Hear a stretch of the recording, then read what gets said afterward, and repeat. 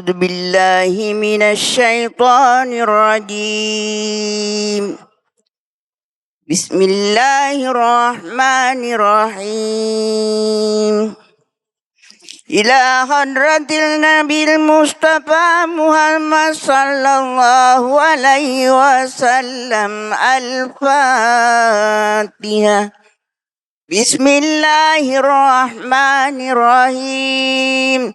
الحمد لله رب العالمين الرحمن الرحيم مالك يوم الدين إياك نعبد وإياك نستعين اهدنا الصراط المستقيم صراط الذين أنعمت عليهم غير المغضوب عليهم ولا الضالين. آمين.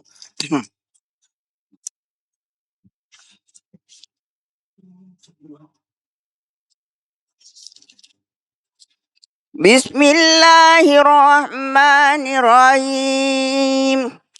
والضحى والليل إذا سجى ما ودعك ربك وما قلى وللآخرة خير لك من الأولى ولسوف يعطيك ربك فترضى ألم يجدك يتيما فآوى ووجدك ضالا فهدى ووجدك عائلا فأغنى فأما اليتيم فلا تقهر وأما السائل فلا تنهر وأما بنعمة ربك فحدث.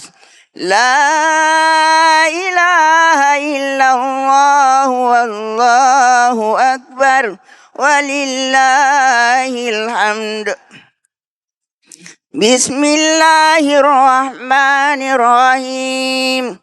ألم نشرح لك صدرك ووضعنا عنك وزرك الذي أنقض ظهرك ورفعنا لك ذكرك فإن مع العسر يسرا إن مع العسر يسرا فإذا فرغت فانصب وإلى ربك فارغب.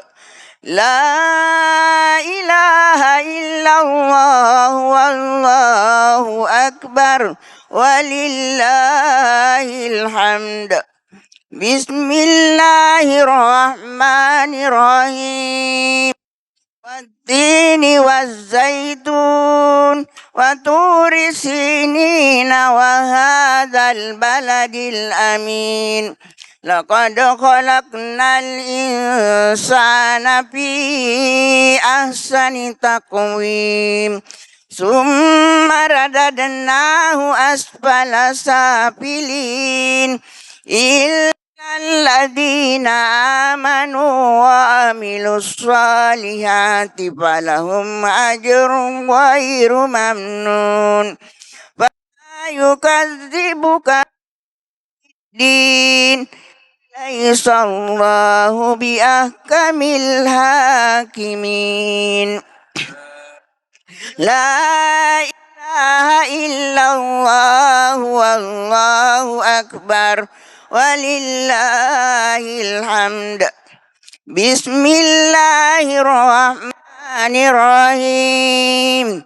اقرأ باسم ربك الذي خلق خلق الإنسان من علق اقرأ وربك الأكرم الذي علم بالقلم علم الإنسان ما لم يعلم كلا إن الإنسان ليطغى أن رآه استغنى إن إلى ربك الرجعى أرأيت الذي ينهى عبدا إذا صلى أرأيت إن كان على الهدى أو أمر بالتقوى أرأيت إن كذب وتولى ألم يعلم أن الله يرى كلا لئن لم ينته لنسفعا بالناصية كاذبة خاطئة فليدع ناديه سندع الزبانية كلا لا تطعه واسجد واقترب لا إله إلا الله والله أكبر ولله الحمد.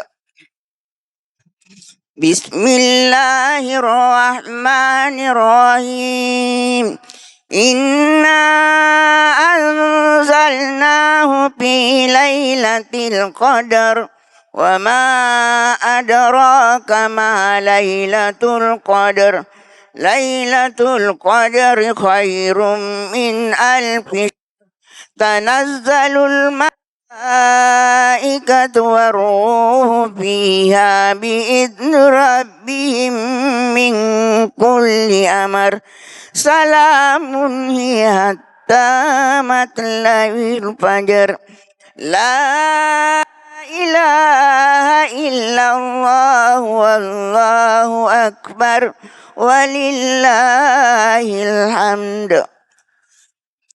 بسم الله الرحمن الرحيم لم يكن الذين كفروا من أهل الكتاب والمشركين منفكين حتى تأتيهم البينة رسول من الله يتلو صحفا مطهرة فيها كتب قيمة وما تفرق الذين أوتوا الكتاب إلا من بعد ما جاءتهم البينة وما أمروا إلا ليعبدوا الله مخلصين له الدين حنفاء ويقيموا الصلاة ويؤتوا الزكاة وذلك دين القيمة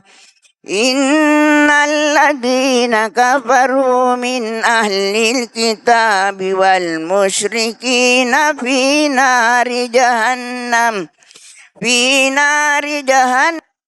خالدين فيها أولئك هم شر البرية.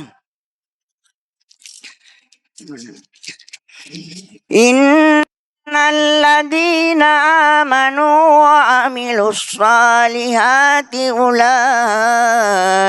هم خير البرية جزاؤهم عند ربهم جنات عدن تجري من تحتها الأنهار خالدين فيها أبدا رضي الله عنهم ورضوا عنه ذلك لمن خشي ربه لا إله إلا الله والله أكبر ولله الحمد.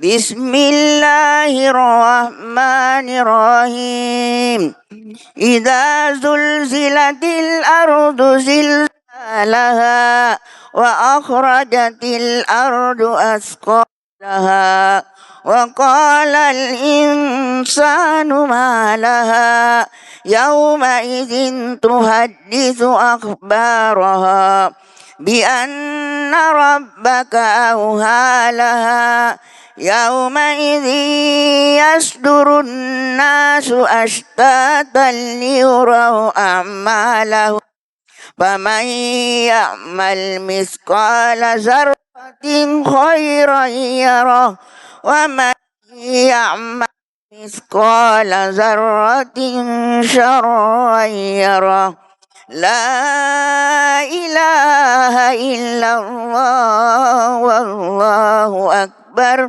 ولله الحمد. بسم الله الرحمن الرحيم. والآديات ضبها فالموريات قدها فالمغيرات صبها فأثرن به نقعا فوسطن به جمعا إن الإنسان لربه لكنود وإنه على ذلك لشهيد وإنه لحب الخير لشديد أفلا يعلم إذا بؤسر القبور وحصل ما في الصدور إن ربهم بهم يومئذ لخبير. لا إله إلا الله والله أكبر ولله الحمد. بسم الله الرحمن الرحيم.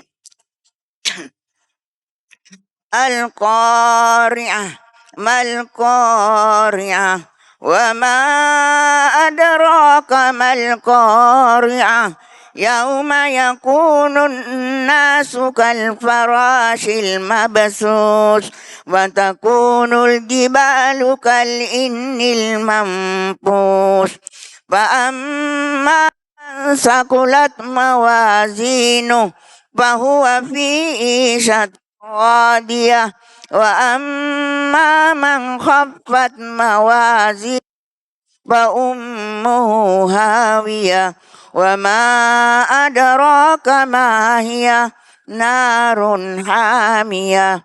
لا إله إلا الله والله أكبر ولله الحمد. بسم الله الرحمن الرحيم. ألهاكم التكاثر حتى زرتم المقابر كلا سوف تعلمون ثم كلا سوف تعلمون كلا لو تعلمون علم اليقين لترون الجحيم ثم لترونها عين اليقين ثم لتسألن يومئذ عن النعيم. لا إله إلا الله والله أكبر ولله الحمد. بسم الله الرحمن الرحيم. والعصر إن الإنسان لفي خسر إلا الذين آمنوا وعملوا الصالحات وتواصوا بالحق وتواصوا بالصبر. لا إله إلا الله والله أكبر ولله الحمد. بسم الله الرحمن الرحيم. ويل لكل همزة لمزة الذي جمع مالا وعدده يحسب أن ماله أخلده كلا لينبذن في الحطمة وما أدراك ما الحطمة نار الله الموقدة التي تطلع على الأفئدة إنها عليهم موصدة في أمد ممددة. لا إله إلا الله والله أكبر ولله الحمد. بسم الله الرحمن الرحيم. ألم تر كيف فعل ربك بأصحاب الفيل ألم يجعل كيدهم في تضليل وأرسل عليهم طيرا أبابيل ترميهم بحجارة من سجيل فجعلهم كعصف مأكول لا إله إلا الله والله أكبر ولله الحمد بسم الله الرحمن الرحيم لإيلاف قريش إيلافهم رحلة الشتاء والصيف فليعبدوا رب هذا البيت الذي أطعمهم من جوع وآمنهم من خوف لا إله إلا الله والله أكبر ولله الحمد بسم الله الرحمن الرحيم أرأيت الذي يكذب بالدين فذلك الذي يدع اليتيم ولا يهد على طعام المسكين فويل للمصلين الذين هم عن صلاتهم ساهون الذين هم يراءون ويمنعون الماعون لا إله إلا الله والله أكبر ولله الحمد بسم الله الرحمن الرحيم إنا أعطيناك الكوثر فصل لربك وانهر إن شانئك هو الأبتر لا إله إلا الله والله أكبر ولله الحمد بسم الله الرحمن الرحيم قل يا أيها الكافرون لا أعبد ما تعبدون ولا أنتم عابدون ما أعبد ولا أنا عابد ما عبدتم ولا أنتم عابدون ما أعبد لكم دينكم ولي دين لا إله إلا الله والله أكبر ولله الحمد بسم الله الرحمن الرحيم إذا جاء نصر الله والفتح ورأيت الناس يدخلون في دين الله أفواجا فسبح بحمد ربك واستغفر إنه كان توابا لا إله إلا الله والله أكبر ولله الحمد بسم الله الرحمن الرحيم تبت يدا أبي لهب وتب ما أغنى عنه ماله وما كسب سيصلى نارا ذات لهب وامرأته حمالة الحطب في جيدها حبل من مسد لا إله إلا الله والله أكبر ولله الحمد بسم الله الرحمن الرحيم قل هو الله أحد الله الصمد لم يلد ولم يولد ولم يكن له كفوا أحد لا إله إلا الله والله أكبر ولله الحمد Bismillahirrahmanirrahim. Qul a'udzu birabbil falaq min syarri ma khalaq wa min syarri ghasikin idza waqab wa min syarri naffasati fil 'uqad wa min syarri hasidin idza hasad. La ilaha illallah wallahu akbar walillahil hamd. Bismillahirrahmanirrahim. Qul a'udzu birabbin nas, malikin nas, ilahin nas, min syarril waswasil khannas alladzi yuwaswisu fi sudurin nas minal jinnati wan nas.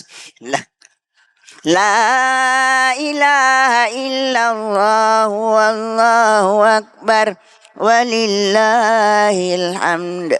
Bismillahirrahmanirrahim. Alhamdulillahi rabbil alamin. Ar-Rahmanir-Rahim. Malik yaumiddin. Iyyaka na'budu wa iyyaka nasta'in. Ihdinas siratal mustaqim. Siratal ladzina an'amta 'alaihim ghairil maghdubi 'alaihim waladdallin. La ilaha illallah wallahu akbar walillahil hamd. Bismillahirrahmanirrahim. Alif lam mim. Dzalikal kitabu la raiba fihi hudal lil muttaqin alladzina yu'minuna bil ghaibi wa yuqimuna shalat wa mimma razaqnahum yunfikun walladzina yu'minuna bima unzila ilaika wa ma unzila min qablik wa bil akhirati hum yuqinun ulaika ala hudam mir rabbihim wa ulaika humul muflihun. Allahu la ilaha illa huwal hayyul qayyum la ta'khuzuhu sinatun wa la nawmun lahu ma fis samawati wa ma fil ardh. Man zalladzi yashfa'u indahu illa bi'idnih. Ya'lamu ma baina aydihim wa ma khalfahum wa la yuhituna bi syai'in min ilmihi illa bima syaa' wasi'a kursiyyuhu samawati wal ardh wa la ya'uduhu hifdhuhuma wa huwal 'aliyyul 'azim. Lillahi ma fis samawati wa ma fil ardh wa in tubdu ma fi anfusikum atufu hasibukum billah fayaghfiru liman yasha wa yu'adzibu man yasha wallahu ala kulli syai'in qadir. Amana ar-rasulu bima unzila ilaihi mir rabbihi wal mu'minun kullun amana billahi wa malaikatihi wa kutubihi wa rusulihi la nufarriqu baina ahadin mir rusulihi wa qalu sami'na wa ata'na ghufranaka rabbana wa ilaikal masir. La yukallifullahu nafsan illa usaha laha ma kasabat wa alaiha maktasabat Rabbana la tu'ahidna in nasina aw ata'na. Rabbana wa la tahmil alaina isran kama hamaltahu ala alladhina min qablina. Rabbana wa la tuhammilna ma la taqata lana bi wa'fu anna waghfir lana warhamna wa'fu anna waghfir lana warhamna wa'fu anna waghfir lana warhamna anta maulana fansurna alal qaumil kafirin. Alhamdulillah, mari kita panjatkan puji dan syukur kehadirat Allah Subhanahu wa taala. Pada malam hari ini alhamdulillah dalam suasana kegembiraan dan kebahagiaan keluarga Bapak Dr. Mustawa Nur SHMH serta istri dan seluruh keluarga pada malam ini sangat berbahagia karena Ananda Anugrah Nur Jihad SH yang pada malam ini duduk di pelaminan. Tiada lain untuk kita sama-sama hadir di tempat ini memberikan restu dan doa dalam acara adat Bugis Makassar, yaitu acara Mapaci. Perlu kami sampaikan kepada kita semua bahwa acara Mapaci ini bahagian daripada adat budaya kita yang sekarang ini tetap kita lestarikan. Tiada lain sebenarnya adalah untuk memberikan kepada kita semua doa restu kepada Ananda yang akan melaksanakan acara pernikahan. Biasanya pada setiap acara-acara seperti ini, jarak waktu pelaksanaan acara Mapaci dengan nikah itu tidak jauh beda. Biasanya hanya semalam. Semalam pelaksanaan acara Mapaci, besoknya pelaksanaan akad nikah.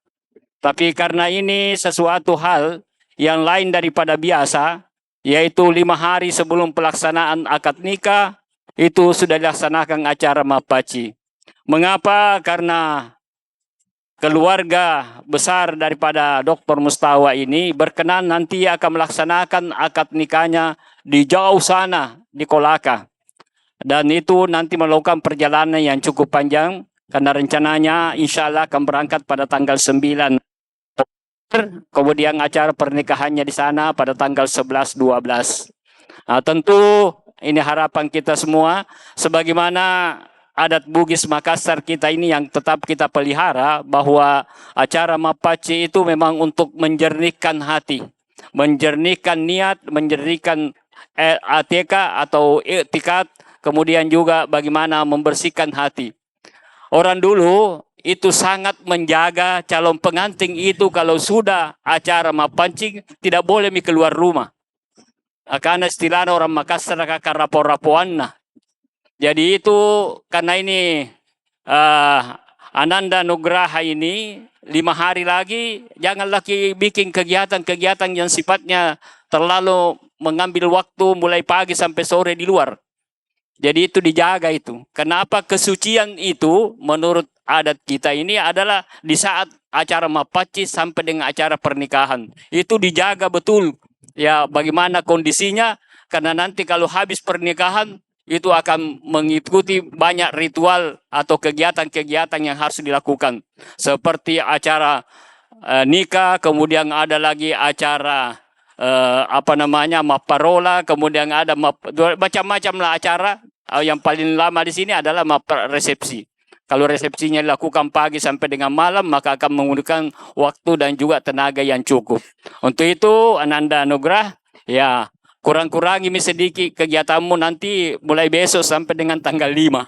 Ya, supaya kalau perlu, orang tua dulu, kalau ada gadis yang mau nikah, kalau sudah acara menjelang Mapaci itu disimpan di atas, di lakeang.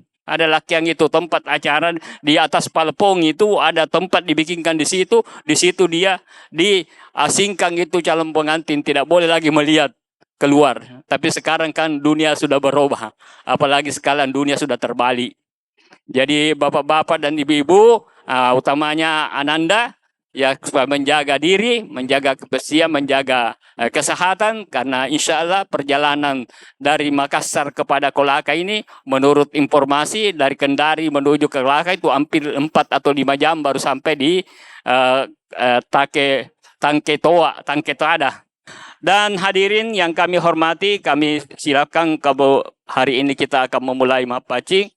Caranya barangkali kita sudah tahu semua. Jadi calon mempelai berada di pelaminan, ya kemudian kita yang diundang itu memberikan paci, meletakkan daun paci di tangan kanan dan kiri. Dan orang yang ada di sampingnya itu harus sesudah diletakkan paci itu dibersihkan. Karena tangan yang menadak di atas itu bahagian daripada doa. Jadi kalau kita meletakkan pancing, kita mendoakan kepada calon mempelai, kemudian yang calon mempelainya itu tangannya dua-dua diletakkan di atas bantal. Kenapa bantal? Bantal adalah penghargaan. Ya, bantal itu terbuat dari kapuk. Kapuk itu tentu kita sudah tahu yang paling bersih, kemudian dia juga akan menjadi penghargaan. Karena kepala itu adalah bagian daripada harga diri bagi seseorang. Jadi untuk itu kami mengundang nanti bapak-bapak dan ibu-ibu dan saudara-saudara yang kami untuk memberikan restu dengan cara meletakkan daun paci. Daun pacing ini istilahnya dulu daun pacar. Sekarang ini susah kita dapat pohonnya sekarang orang lebih banyak beli di Mekah. Di Mekah itu banyak daun pacar dijual di Mekah. Biasa orang timbang di sana baru bawa ke Makassar atau bawa ke daerah. Untuk itu mari kita mulai dengan mengucapkan Bismillahirrahmanirrahim. Untuk yang pertama kami mengundang Bapak Usman dan istri. Pak Usman dan istri kami mohon perkenan untuk kita hadir di sini. Bapak-bapak dan ibu-ibu yang kami hormati, ada juga beberapa kegiatan-kegiatan sebelumnya. Seperti tadi kita dengarkan ada acara Mapateme atau Khatam Quran. Itu juga dirangkaikan dengan itu bahagian. Cuma biasanya saya lihat yang banyak yang pertama itu yang membaca Quran, mestinya di pertama baca Quran. Tapi yang menuntun yang baca. Iya. Tapi katanya diikuti Ji. Ya, alhamdulillah diikuti Ji. Ya, itulah Bapak-bapak dan ini kita doakan mudah-mudahan acara ini akan berlangsung dengan baik dan tentu berkah yang kita harap untuk bisa hal ini bisa berjalan. Kemudian kami mohon Pak Musin dan istri, kami mohon untuk bisa ke depan pada Pak Musin dan istri. Semoga menjadi mawaddah warahmah, kemudian yang belum menikah mengikuti apa yang dilakukan oleh calon mempelai. Dan itu semua bahagian daripada doa-doa yang akan disampaikan pada saat acara mepacing atau meletakkan daun panci di telapak tangan daripada calon mempelai. Berikutnya kami persilakan Dr. Andes Masyumi Nur MPD bersama dengan Siti Madinah Nur. Ini saudara.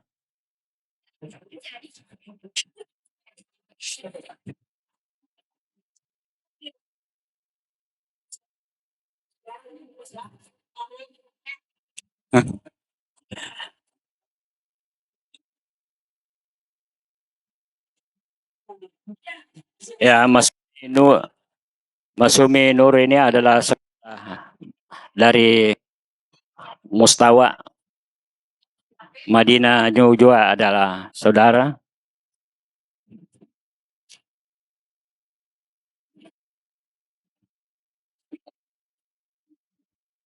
Iya. Kita doakan mudah-mudahan restu dan kesehatan. Selanjutnya kami mengundang dengan hormat Ibu Rahmah beserta saudaranya. Kami persilakan wakil dari keluarga Bapak Mulia Nur. Kami mohon kesediaan bersiap Bapak Amiruddin. Amiruddin Dawawa. beserta istri supaya bisa.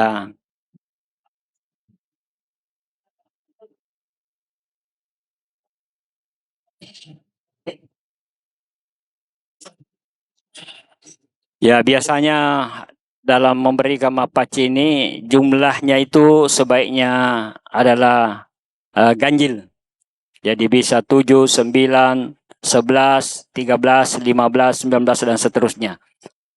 Jadi dan keluarga-keluarga yang dipersilakan untuk mapacing ini adalah bahagian daripada keluarga besar, dan tentunya harapan keluarga didoakan kemudian mudah-mudahan bisa seperti apa yang pernah kita alami selama dalam hidup. Dan tentu kita harapkan bahwa calon mempelai ini akan selalu memberikan keteladanan kepada keluarganya. Dan itulah harapan daripada keluarga. Kemudian kami mengundang dengan hormat Insinyur Andi Faisal yang mulia dari Pangkajene beserta istri. Ya, salam ya. Perlu saya sampaikan bahwa calon mempelai wanita ini bernama Irma Ningsi RS SPD GR. Irna ya, Irna Ningsi. Ini putri kedua dari Raden Saputra dan Najriah. Ini asal daripada, tentu kita bertanya kenapa bisa bertemu. Ya memang ada pepatah, asam di gunung, garam di laut, bertemu dalam belanga, sungguh enak namanya. Jadi kalau ini Anugerah dari Makassar, kemudian Irma dari Kolaka, bertemu nanti di pernikahan, sungguh bahagia. Jadi pepatah tidak salah-salah juga.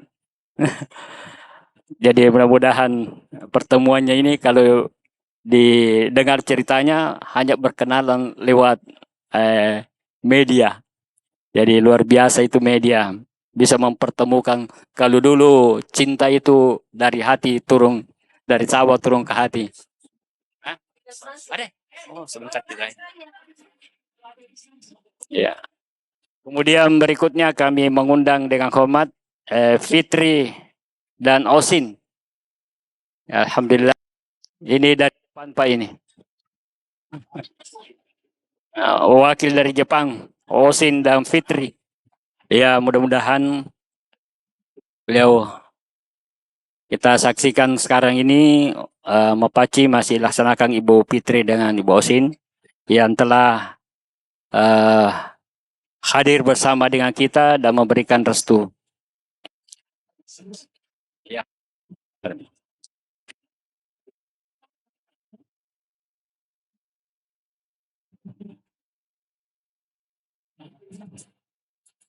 Ya. Selanjutnya kami mengundang dengan hormat Bapak Dr. Abdul Haris Hamid dan Nyonya. Dengan segala hormat kami mohon Bapak Dr. Abdul Haris Hamid dan Nyonya kami mengundang dengan hormat. Selanjutnya kami mohon kesediaan Bapak Saat SH MH untuk bisa bersama-sama dengan Nyonya kalau hadir. Kami persilakan.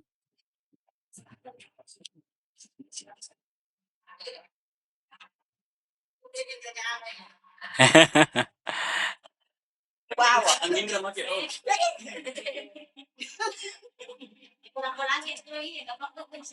Kembali ke sana.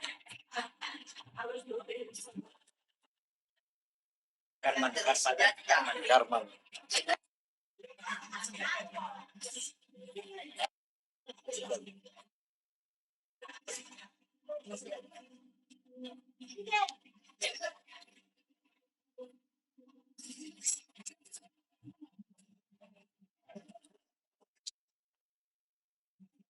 Kami mohon perkenan juga kesediaan Bapak Karman dan istri. Pak Karman. Sebelum kita Ustaz sama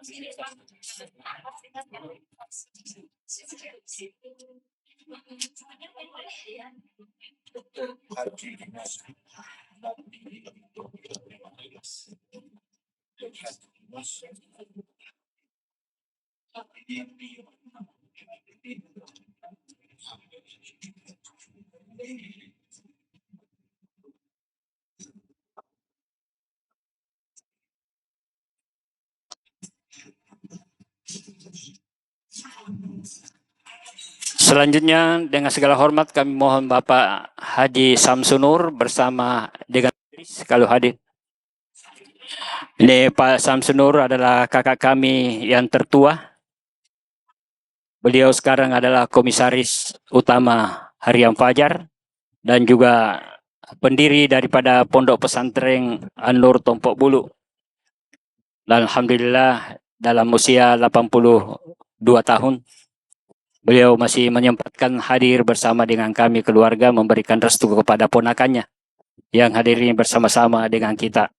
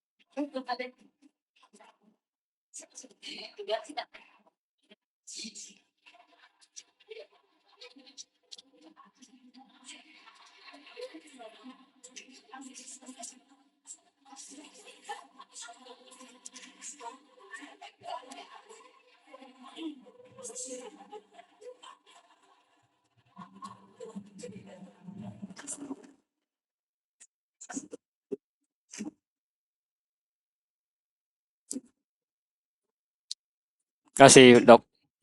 Selanjutnya sebagai penutup daripada kunci daripada puncak daripada ini adalah Bapak orang tua mempelai yaitu Dr.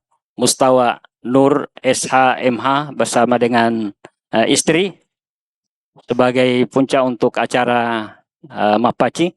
Insya Allah sebentar sesudah acara resmi ini masih bisa dilanjutkan oleh keluarga-keluarga atau sahabat-sahabat. Siapa tahu kalau masih bujang belum berkeluarga bisa juga pacing agar supaya bisa juga nanti. Ya, alhamdulillah Bapak Mustawa telah meletakkan daun pancing di tangan kanan dan kirinya Ananda Anugrah Nur Jihad SH yang hari ini sangat berbahagia dihadiri oleh orang tuanya. Kemudian ibunda yang selama ini mendampingi dan memeliharanya dan juga memberikan restu kepada Ananda Anugrah sebagai bentuk restu. Insya Allah akan melaksanakan pernikahan dan memberikan dan dukungan. Sebelum Pak Ustadz akan memberikan pencerahan kepada kita, baiklah diawali dengan pembacaan ayat-ayat suci Al-Quran yang dibawakan oleh Nur Hayati.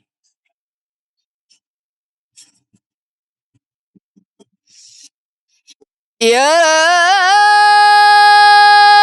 ayyuhan nasut اتقوا ربكم الذي خلقكم من نفس واحدة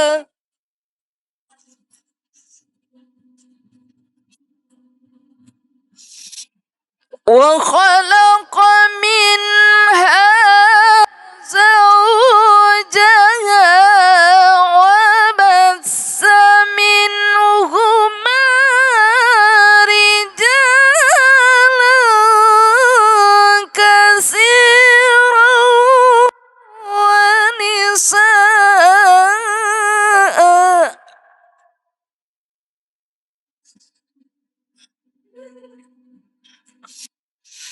واتقوا الله الذي تساءلون به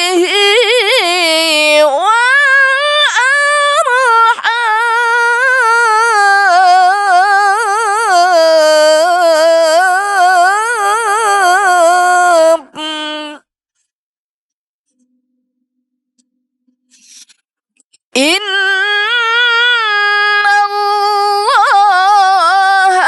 kana alaikum raqiba.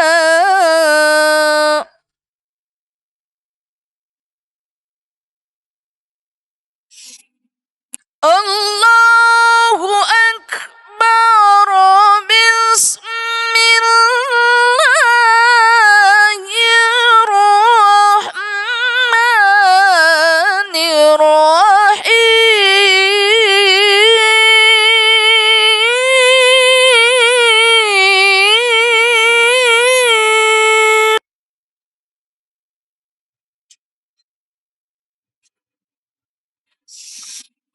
ومن آياته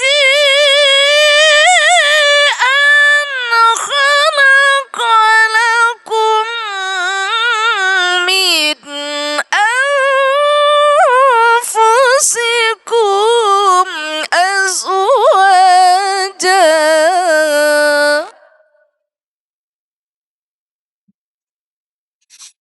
لتسكنوا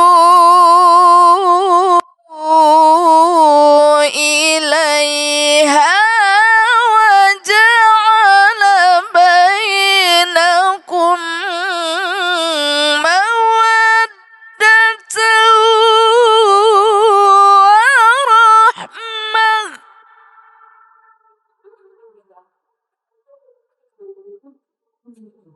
إن في ذلك لآيات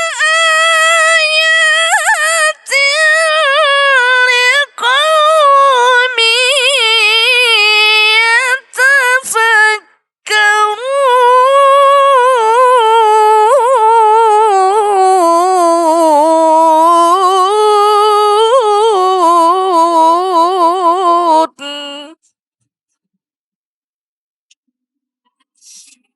إن في ذلك لآيات لقوم يتفكرون. صدق الله العلي العظيم.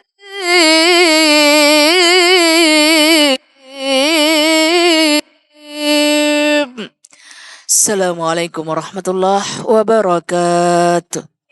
Alhamdulillah, terima kasih Ibu Nur Hayati dengan pembacaan ayat sucinya yang luar biasa.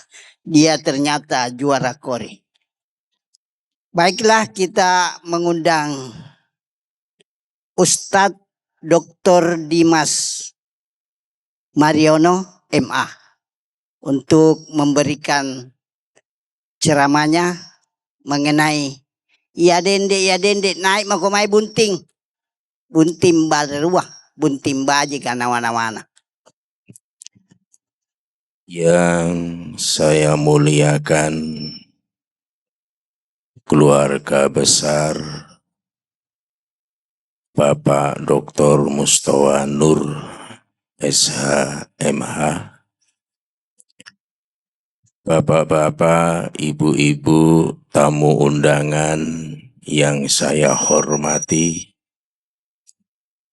terkhusus Ananda Nur Jihad, calon mempelai laki-laki yang berbahagia.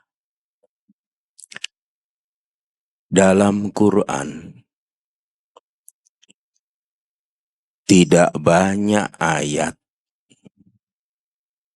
diawali dengan tasbih. Dari sekian ayat yang diawali dengan tasbih adalah ayat yang berbicara tentang berpasangan. Ini dapat kita lihat di Quran Surah Yasin ayat 36. Sangat jelas tasbihnya. Subhanalladzi khalaqal azwaja kullaha mimma tumbitul ardu wa min anfusihim wa mimma la ya'lamun.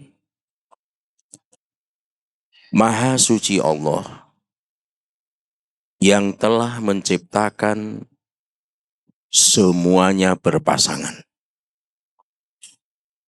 Baik apa yang tumbuh di atas bumi, jenis manusia, maupun makhluk yang tidak diketahui manusia, semua diciptakan berpasangan. Buah salak tidak akan berbuah lebat kalau tidak dikawinkan.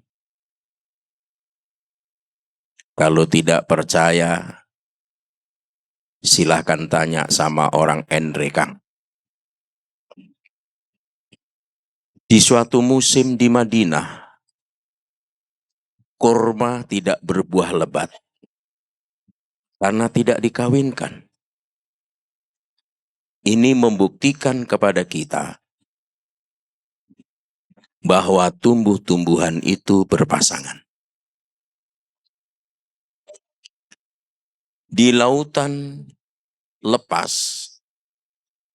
di suatu musim ada sekelompok ikan bermigrasi bermil-mil jauhnya hanya untuk menemui pasangannya. Ini juga satu bukti bahwa binatang itu berpasangan. Apalagi makhluk itu bernama manusia. Ada laki-laki, ada wanita.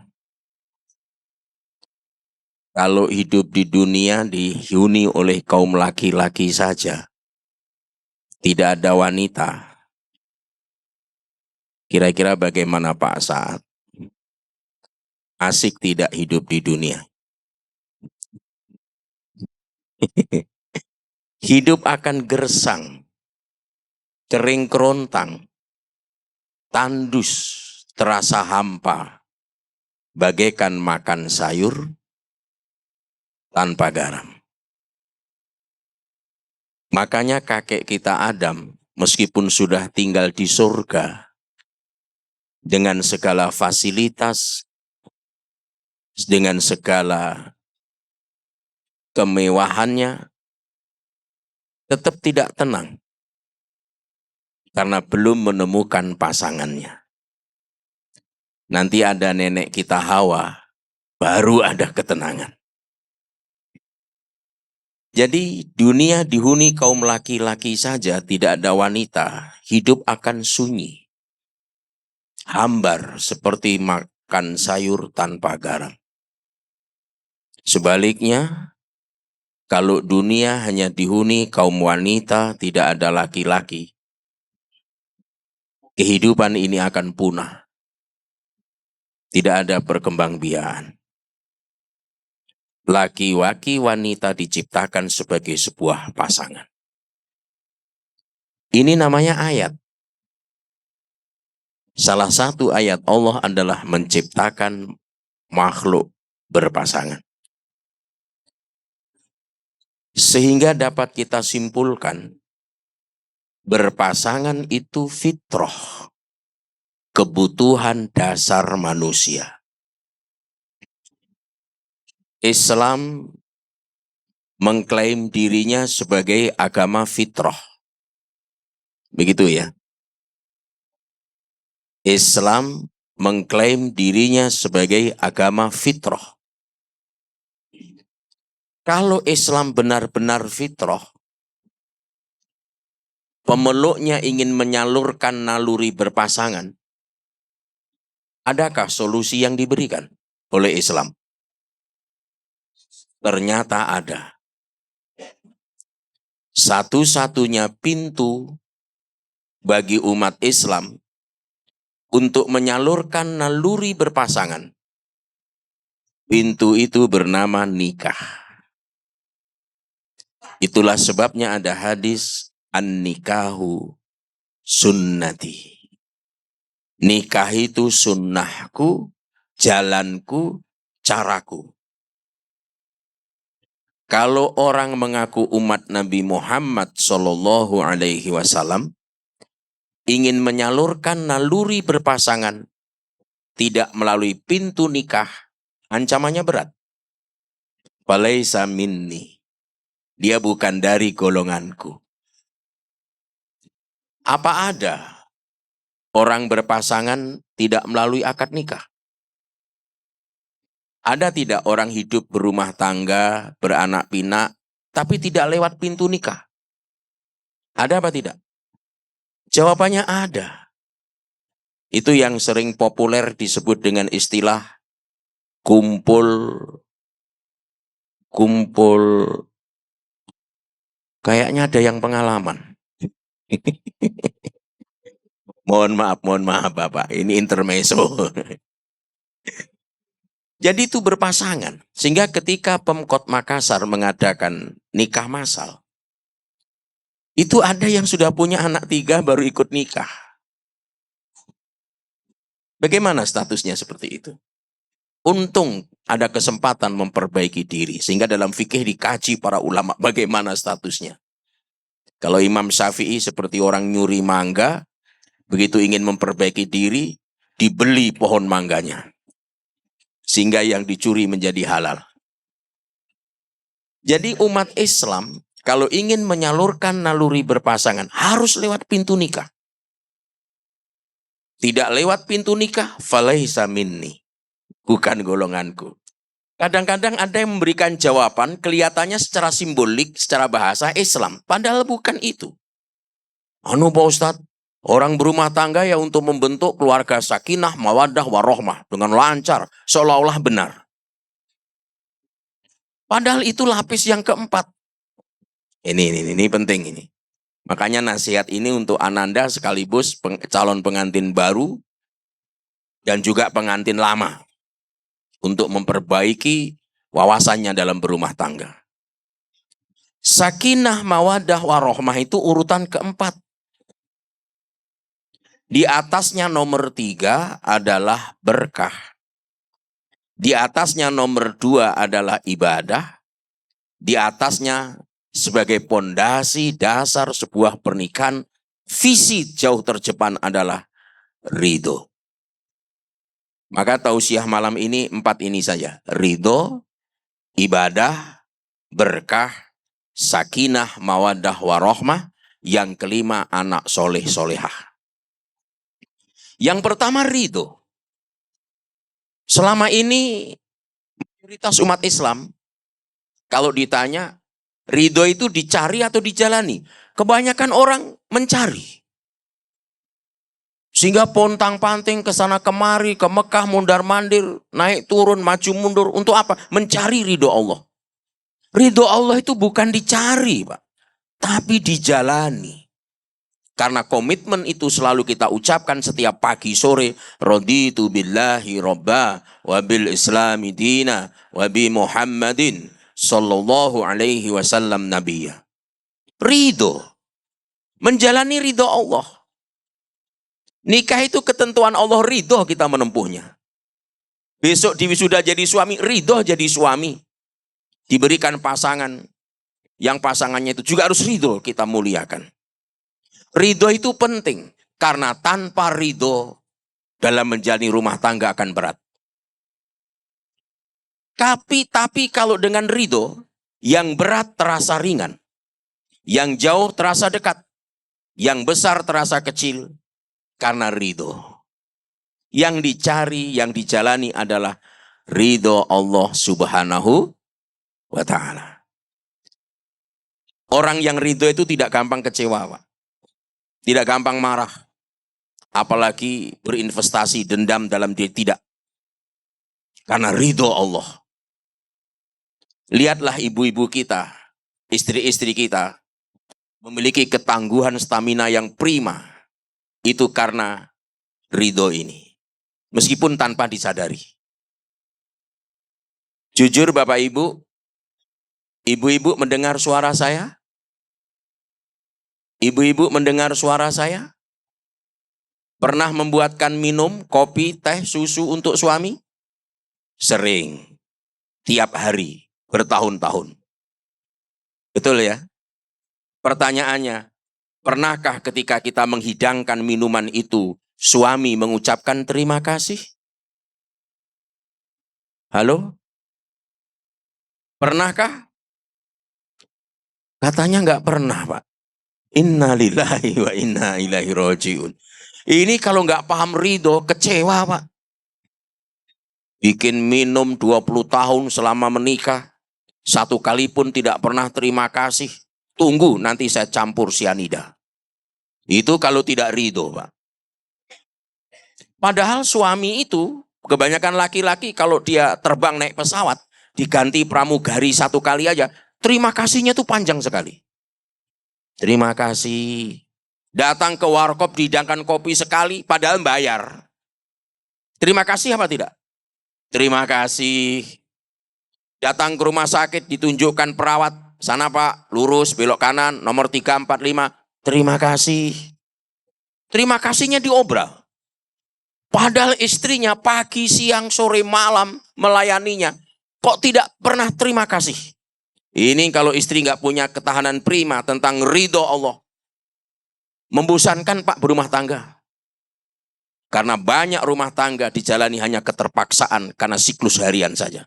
Tidak boleh seperti itu. Harus ridho Allah. Menjalani ridho Allah.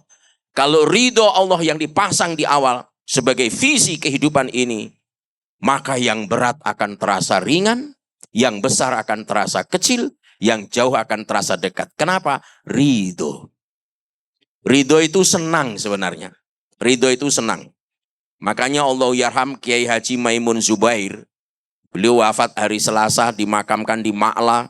Dibongkar 4 kali, makamnya masih utuh jasadnya. Beliau berkalam begini. Kalau ada orang mewiridkan raditu billahi rabba wa bil islami dina bi Muhammadin sallallahu alaihi wasallam nabiyat 3 kali pagi. 3 kali sore. Tapi hari itu dia tidak ceria, tidak gembira. Orang itu berdusta dengan zikirnya. Makanya banyak ritualitas tuh macet, tidak bertransformasi dalam kehidupan sosial. Pak. Ada orang rajin sholat, macet di salam. Puasa macet di Ramadan. Haji umroh macet di tahallul. Tidak bisa dinikmati oleh istrinya, anaknya, tetangganya, karib kerabatnya. Mestinya buah ritual itu menjelma menjadi perilaku yang menenangkan dan menyejukkan. Jadi ridho itu gembira. Orang itu kalau gembira, energinya akan berlipat ganda. Kalau nggak percaya, coba ibu-ibu kalau tanggal 1 habis gajian, cuci piring 100 keping, nggak ada suara, selesai. Malah nantang lagi, ayo mana yang belum dicuci bawa sini. Kenapa? Energinya berlimpah, karena suasana hatinya ceria Pak. Tapi kalau cuci piring tanggal 1, hati susah, wajah mengkerut, cuci piring 5 keping itu bisa pecah semua. Jadi ternyata suasana hati, pikiran itu mempengaruhi produktivitas kerja seseorang. Oleh karena itu, pondasi pertama yang harus kita tempatkan menjadi visi berumah tangga, hiduplah dalam rangka menjalani ridho Allah subhanahu wa ta'ala. 1. Supaya diridhoi bagaimana caranya? Lapis yang kedua, jadikanlah seluruh aktivitas kita dalam rangka memurnikan penghambaan kepada Allah. Karena hidup ini, misi manusia yang paling tinggi adalah wa ma khalaqtul jinna wal insa illa liya'budun. Beribadah, menghamba. Tugas hamba itu memurnikan ketaatan. Wa ma umiru illa liya'budullaha mukhlisina lahuddin. Memurnikan pengamalan agama hanya kepada Allah semata. Dan ibadah yang durasinya terpanjang itu bukan puasa, bukan haji, bukan sholat. Kalau orang haji itu durasinya paling 6 hari selesai. Tanggal 9, 10, 11, 12, 13. Kalau nafar awal 5 hari boleh pulang. Cuma kenapa orang berlama-lama di sana? Karena memperbanyak ibadah. Puasa durasinya dari pagi sampai maghrib. Sholat durasinya kalau 4 rakaat paling 5 menit ya. Kalau 4 rakaat 5 menit cukup apa tidak? Cukup. Itu kalau agak sedikit khusyuk. Kalau kilat 3 menit. Kilat khusus kadang 1,5 menit selesai. Jadi ibadah yang terpanjang itu durasinya bukan puasa, bukan haji, bukan sholat. Tapi nikah. Nikah itu durasinya bisa 50 tahun. Bisa 60 tahun. Hingga akhir hayat kita. Bahkan dunia dan akhirat. Dan kita menggunakan usia dari Allah Subhanahu wa ta'ala. Menggunakan usia dari Allah. Tidak boleh, jangankan 1 tahun, 1 bulan, 1 pekan, 1 hari, 1 jam, 1 menit, 1 detik pun nggak boleh. Semuanya harus dipakai ibadah kepada Allah. Semuanya harus dipakai ibadah kepada Allah. Makanya Fatimah Az-Zahrah binti Rasulullah Muhammad SAW menumbuk gandum sebagai istri. Sampai lecet tangannya. Apa yang dikatakan? Kalau bukan karena Allah, aku tidak sudi melakukannya. Jadi semuanya orientasinya terhubung dengan Allah Subhanahu wa ta'ala. 1, ridho. Yang kedua tadi apa? Ibadah. Yang ketiga, berkah. Ingat Bapak Ibu, khususnya Ananda, sesuatu yang tidak diberkahi sama dengan bilangan berapapun dikalikan 0 akan kembali ke titik 0. 0 kali 1000 berapa? 0 kali 1.000.000? Kali 1.000.000.000? Kali 1.000.000.000? Berarti orang Villa Mutiara matematikanya mantap semua. Perkalian sampai triliun nggak pakai kalkulator. 11 kali 12? Langsung macet. Sesuatu yang tidak diberkahi sama dengan bilangan berapapun dikalikan 0, kembali ke titik 0, Pak. Ada orang hartanya banyak berlimpah, nggak ada berkah, kembali ke titik 0. Banyak orang meniti karir dari bawah melejit sampai ke atas, dapat bintang, tapi meluncur dalam tempo yang sangat singkat. Kenapa? Nggak berkah. Popularitas ketika tidak diberkahi, sedikit manfaat, bahkan tidak ada manfaat. Betapa banyak pangkat, jabatan, kedudukan, harta hanya digunakan untuk mengurusi persoalan yang persoalan itu semestinya tidak terjadi. Itu adalah isyarat tanda ketidakberkahan. Makanya Ananda, berkah itu penting. Bahkan kata berkah itu sampai sekarang tersemat di dalam konstitusi bernegara kita. Di dalam preambul pembukaan Undang-Undang Dasar 45 sampai sekarang masih tercantum atas berkat rahmat Allah Tuhan yang Maha Kuasa. Berkah masih tercantum di situ, Pak. Karena memang membangun negara itu orientasinya untuk mendapatkan berkah. Bandingkan dengan nenek moyang kita. Saya baca dalam bukunya budayawan kita Prof. Matulada itu yang ada di Benteng itu. Itu ternyata generasi ketiga kita di Sulawesi, generasi keempat lah. Itu nyaris nggak mengenal pacaran, Pak. Nyaris nggak mengenal pacaran. Nikah itu hanya dijodoh-jodohkan oleh orang tuanya. Etika itu masih dijunjung tinggi. Masih berduaan itu udah cacat itu kalau di masa lampau itu. Etika dijunjung tinggi. Begitu mau menikah, dicarikan oleh orang tuanya. Dan tidak dikenal sebelumnya. Hanya ditunjukkan sekilas. Nah,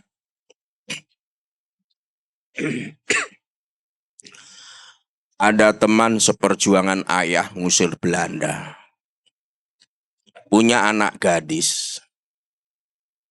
Kalau engkau mau, saya akan lamarkan untukmu, nak. Si anak kalau menurut ayah baik, saya siap. Begitu aja, Pak. Akhirnya diajak bertamu. Setelah diajak bertamu di rumah teman seperjuangannya, si gadis membawa minuman, lalu masuk lagi. Nggak pernah bicara pernikahan, bicara ngusir Belanda. Begitu pulang diberitahu, nak, itu tadi gadis yang bawa minuman keluar. Itulah yang saya maksud. Kalau kamu mau, saya lamarkan. Itu teman seperjuangan ayah, bapaknya. Si anak tetap dalam kata yang sama. Kalau menurut ayah baik, siap. Dilamarkan. Coba. Begitu dilamarkan, makanya ada istilah mapa sika rawa. Kenapa? Sebelumnya belum pernah ketemu. Makanya pernikahan dalam budaya Jawa dan Sulawesi itu agak sedikit Islami di Sulawesi. Karena kalau di Jawa itu kadang belum apa-apa sudah disandingkan apa semuanya. Itu yang lama yang seperti itu. Karena mengadopsi kerajaan kuno. Tapi sekarang sudah mulai bergeser-bergeser. Kenapa ada mapa sika rawa? Karena sebelumnya tidak pernah ketemu.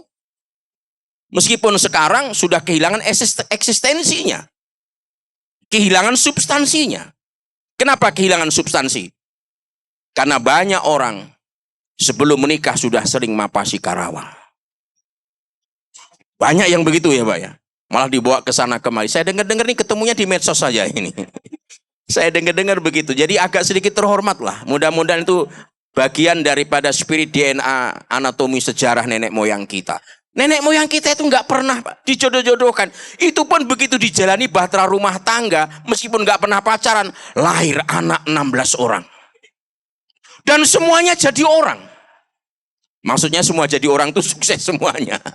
Sukses semuanya. Yang jadi polisi sukses, yang jadi tentara sukses, yang jadi wartawan sukses, yang jadi pengacara sukses. Itulah keberkahan, Pak. Yang jadi petani pun sukses. Yang jadi pedagang pun sukses. Kenapa? Kalau berkah, berkah itu akan bertambah nikmat. Karena makna berkah itu dalam pandangan Al-Ghazali, ziyadatul khair, bertambahnya kebaikan. Bertambahnya kebaikan. Maka dari itu, luruskan niat, ikhlaskan hati. Besok memasuki bahtera rumah tangga untuk diwisuda sebagai seorang suami. Orientasinya ridho, menjalaninya ibadah, agar mendapatkan berkah. Setelah itu akan muncul sakinah, mawadah, warohmah. Bapak Ibu sekalian, poin yang terakhir. Rumah tangga seorang muslim itu harus didudukkan dalam 4 posisi.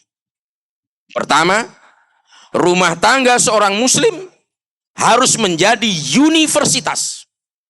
Ada tarbiyah di dalamnya. Ada edukasi di dalamnya.